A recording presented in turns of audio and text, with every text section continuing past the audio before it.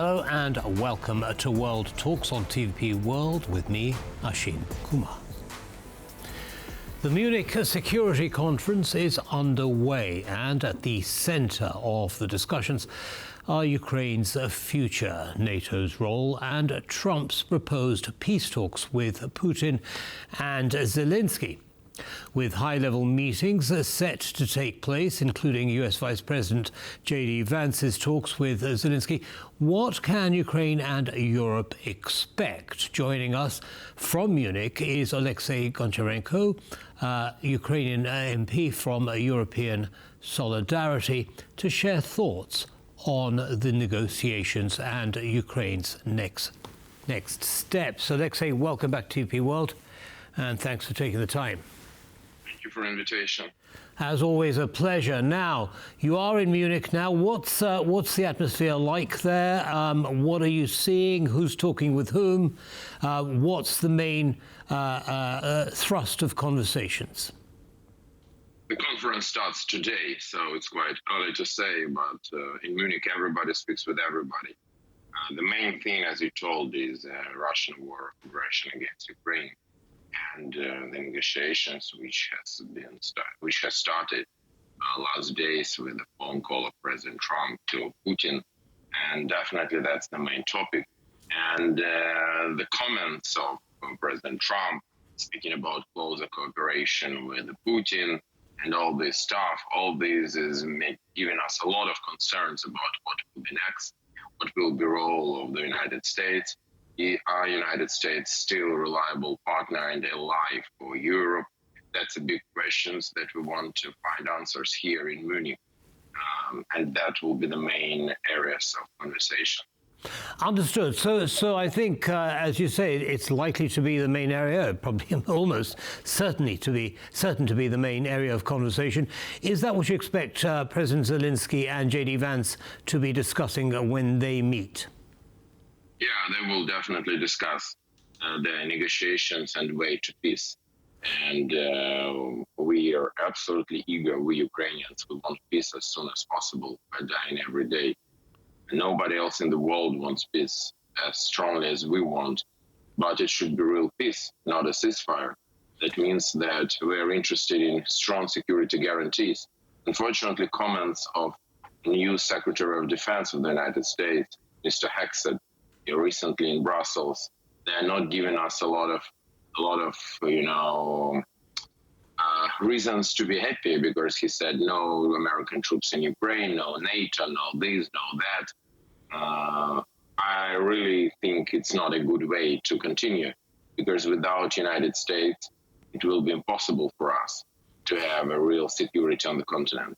Understood. Although J.D. Vance has hinted at the policy of putting U.S. boots on the ground, which seems to contradict what Pete Hegseth has said. Also, we do know that negotiating parties from both Ukraine and Russia are about to start meeting. So there's quite a lot going on in the background. And thirdly, of course, President Trump did speak with President Zelenskyy after having spoken to President to President Putin.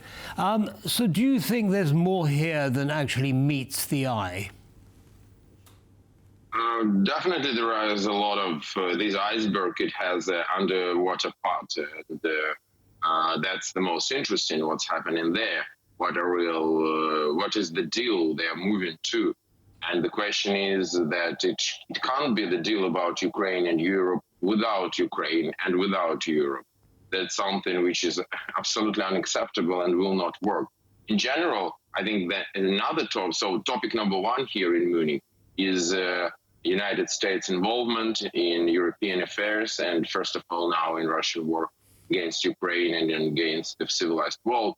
But the second topic for me is Europe ready to step in? Is Europe ready to provide its own security? That's the big question. What's your opinion?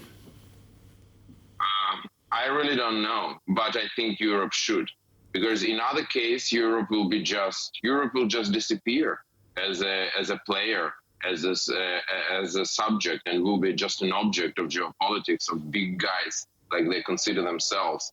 So that is not the way we want. That's for 100% here in Europe, both for Ukraine, Poland, other countries. So that's the moment for Europe to show, that Europe has balls, that Europe has teeth, and Europe can show this teeth to everybody who threatens Europe.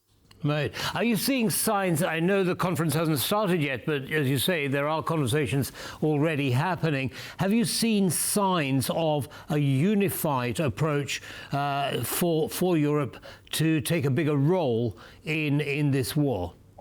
I see some signs, but this conference will be very, very important from this point of view. And I can answer your question definitely on Sunday.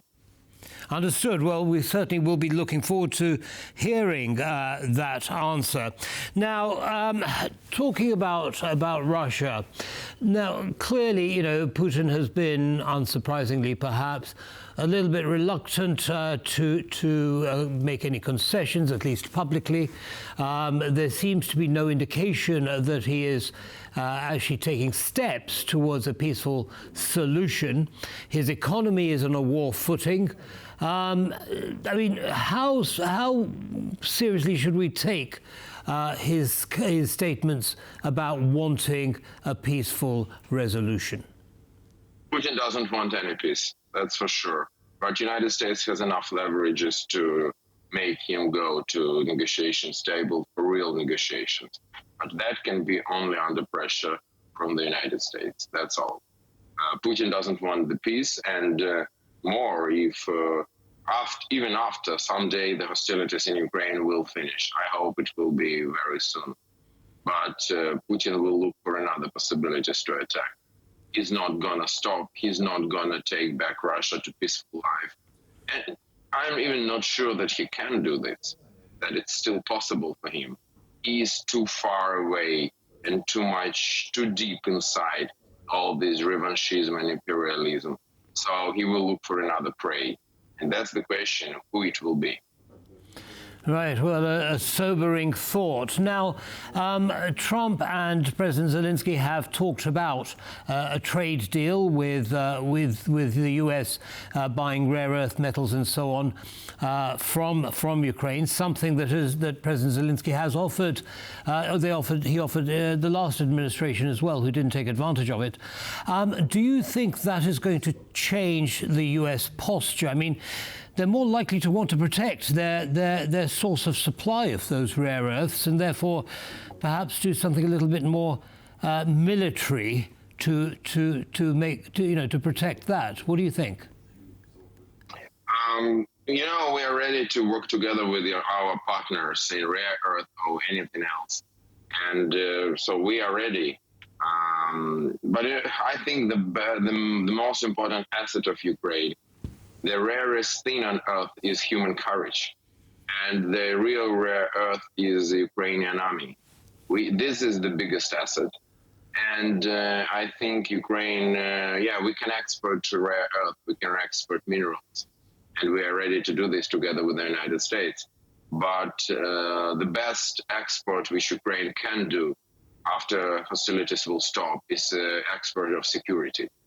And if the United States are thinking about pulling out U.S. troops from Europe, we're ready to step in. But for this, we need to work closely together. Understood. Well, on that point, Hegseth, I believe, it was the one who said that if there is a peacekeeping force, it should be made up of European and non-European soldiers.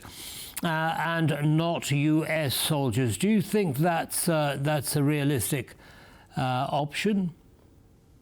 It can be. I mean, it can be without American soldiers, but it can't be without American commitment.